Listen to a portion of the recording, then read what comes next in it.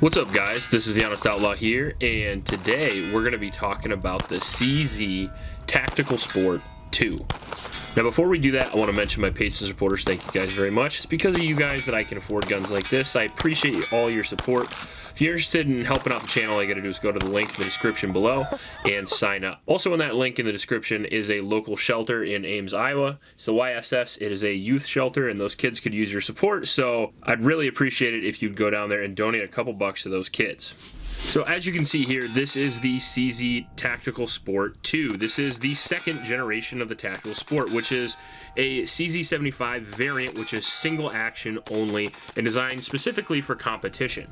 As you can see here, there's no accessory rail, so even though you could use it for home defense, there are better options in the CZ lineup. This one is specifically made for IPSC or USPSA limited division. Now, they make it in 9mm and 40 caliber. If you're into that kind of thing, if you're shooting limited in USPSA, 40 caliber is definitely the way to go. It's got a 5¼ inch barrel, allowing a lot of sight radius. It comes with a fiber optic front and a blacked out rear. One of the upgrades from the original is going to be the improved rear sight, which I definitely dig. The old school front sights would cut the crap out of your hand. They have cut the ears off this one, allowing a better sight picture and making it very streamlined, allowing you to access the slide whenever you want without bothering your hand at all. Front slide serrations help out with that as well, because you can manipulate the gun up here if you choose to. The trigger on this is upgraded from the original. Also, they upgraded the internals. The trigger is not only a little bit lighter, but it also has a faster reset as well, if you can believe that. It's a really good trigger, which again, we'll get to here in a minute.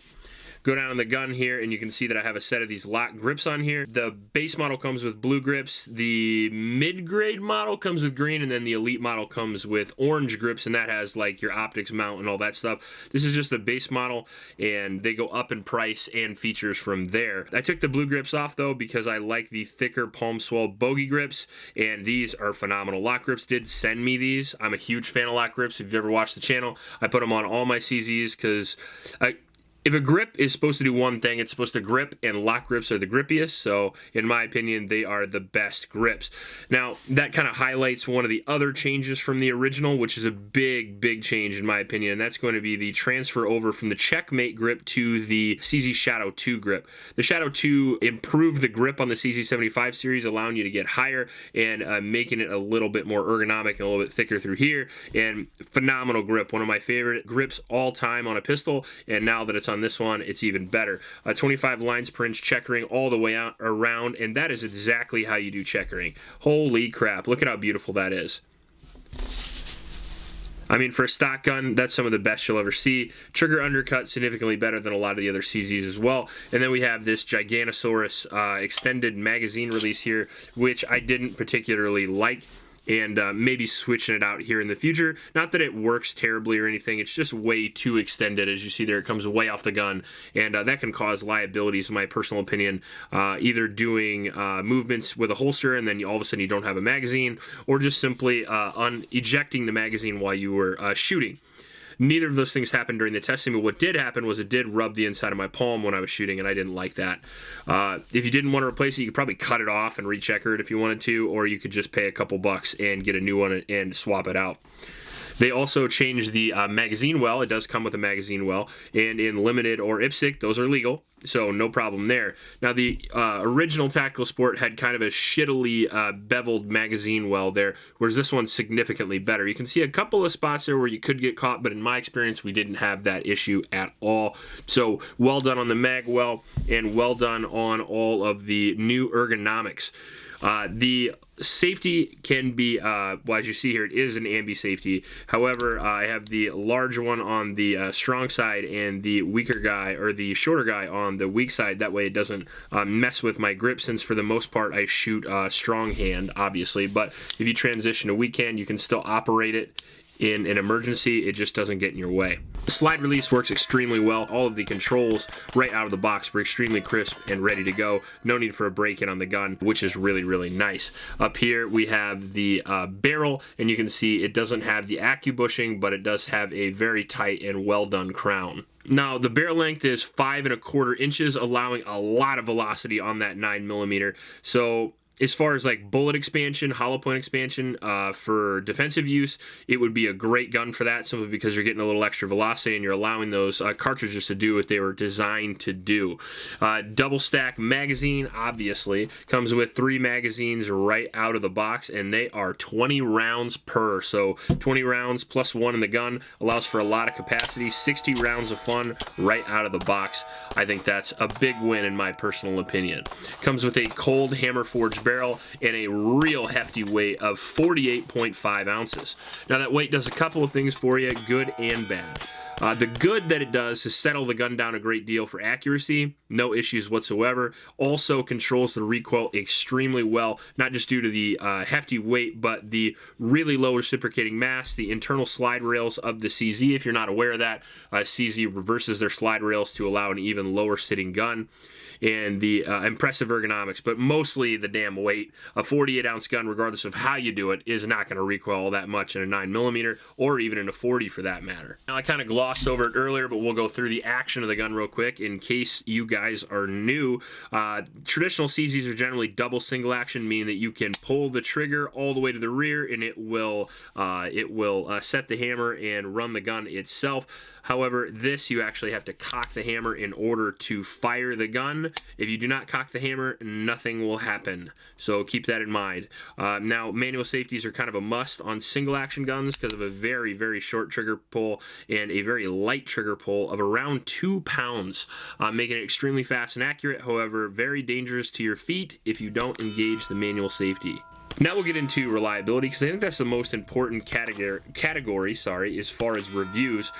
This gun ran 1,000 rounds 100%, and I expected that. I really did. Most CZs are extremely reliable, and I've had very few that weren't, and I've shot very many up to 1,000 rounds, and most of them run just fine. These guns are already pre-worn in-house by CZ, so no break-in period whatsoever, and it usually runs a very wide selection of ammunition, and this one did, so no big issues with that. We ran Winchester white box for the first shots, put a couple hundred rounds through it there, and then we shot a bunch of Fiocchi, which I have a lot of, and then some Phoenix remanufactured ammunition, which is relatively underpowered, and it still ran that.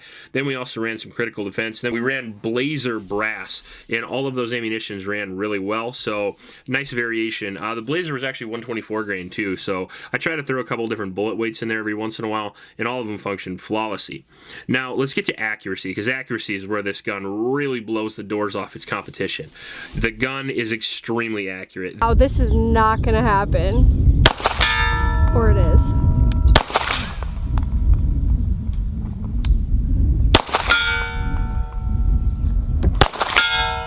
The long sight radius allows for a very accurate iron sight presentation. The precision sights with the very thin front sight and the tight rear sight allow for some extreme accuracy as well. And then there's that beautiful buttery trigger. I love that thing. If I could have this trigger in every gun, I'd be a happy man. The only thing that even comes close, or probably a little bit better, would be something like an Atlas Gunworks, or maybe Wilson Combat. This is probably better than my Wilson Combat 1911 trigger, but it's not better than something like a Hayes Custom or an Atlas Gunworks, or maybe an Infinity or something like that. But you got to get way up there in the price tags to get a trigger as good as this. For the MSRP of this, around $1,600, the trigger is unbelievable. I mean, you can't say enough about it. Extremely light, extremely crisp, and the reset's phenomenal. You don't lose any speed with accuracy or anything like that. The face feels great, and the interface with you and the gun is exactly how it should be. The gun shoots exactly where you want it to go, and there's no issues whatsoever. If you've got kind of a shitty trigger pull, a light trigger like this will help you fix that. However, it doesn't do everything. You still have to train, you still have to shoot well, and overall, though, it will help you in that department. Makes good shooters look like great shooters, and great shooters look like Jerry Michalek.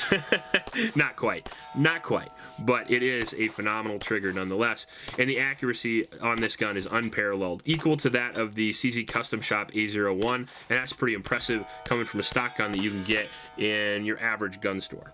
Now we'll get into ergonomics here, and I can tell you that even though we go through it on so many different CZs, we're going to go through it anyway. The internal slide rails allow for an extremely high grip on the gun. Once you get on the gun, you can see there my thumb is literally over the slide, and my support hand is riding right up next to the slide. That design also allows a lot of space for your support thumb, so you can get really high in the gun as well. The trigger is really, really light, as we talked about earlier, so it's easy to shoot fast and accurately. The undercut's really nice, and the checkering is second to none. Add the lock grips onto it, and you've got yourself a super easy to shoot, super comfortable overall package. Some of the downsides to it are going to be that I really do wish it would come with a light rail. That way, if you wanted to get a single action only gun for home defense, you could still rock it. Now, there are weapon lights you could put on there. However, they're a lot of times kind of cheesy, and I would really prefer actually having a rail in itself. Overall, I think the improved ergonomics were 100% a big win. I don't see any changes that I would make on this, to my knowledge, as far as the ergonomics. It's at this point a single action, longer barreled Shadow 2, and I think that was for the best. If you want to compare these to the Shadow 2, I'll give you some quick highlights. The Shadow 2 is a little bit faster up close because it has a little bit less reciprocating mass, so it speeds up the cyclic rate. However, this does have a little less recoil overall, and the trigger is significantly better. However, it is not legal in as many divisions as the Shadow 2, and it's not as good for home defense because the Shadow 2 is a little bit lighter, a little bit easier to manage, not much lighter, but a little bit, and it also has that light rail, but that's pretty much where the differences end. Very similar gun and shoot very similarly. We talked about price. Is it worth it? I think it is. You're talking to a CZ guy, though. You know, how many CZs do I own? It's in the dozens. I mean, I've got the P10F, the P10C. I'm getting the P10S shortly. Hugely requested gun. I'm getting after that. I have 3 different CZ Shadows. I have the Tactical Sport. The list goes on and on. I love the guns. What can I say? And I think this is pretty close to the pinnacle of the CZ design, and it's one of the best CZs that you can buy, no question. If you're looking for a pimped out gun to race or to blow the doors off your friends while you're shooting out of the range, or you just want to have some fun by yourself, whatever you want to do, if you want to shoot extremely fast and extremely accurately, this is a real good start. Most competition guns that you're going to get are going to have some cons, and this included. It's a very heavy gun, so if you're not prepared for that, if you're not prepared to hold up a brick all day long, you might not like that. But other than that, I don't see how you wouldn't like this. Extremely reliable, extremely accurate, comes in well under the $2,000 mark, and competes favorably with guns that are much higher than that cost. Can you find guns for less than this that perform the same? Not to my knowledge. And I've shot a lot of guns. I'm thinking maybe like the PDP 5-inch would come close, but it wouldn't have near the recoil control of this gun, but it would have a similar-ish trigger. Let me try to think here. There's other CZ variants that would be relatively similar, like the Shadow 2, or maybe the Walter Q5 Match would be a similar featured and performance gun. However, this I think is better. For the money, I think this is as fast and accurate as you can get under $1,600. If you like this video, please like and subscribe. Please help out your local homeless shelters, and remember to recycle. I'll check you later. That's what I get for reviewing just getting out of the shower. See that right there? I didn't pee there. That's my damn paracord bracelet got all wet, and I set my hand there. Now it looks like I peed on my own mat. What are you gonna do?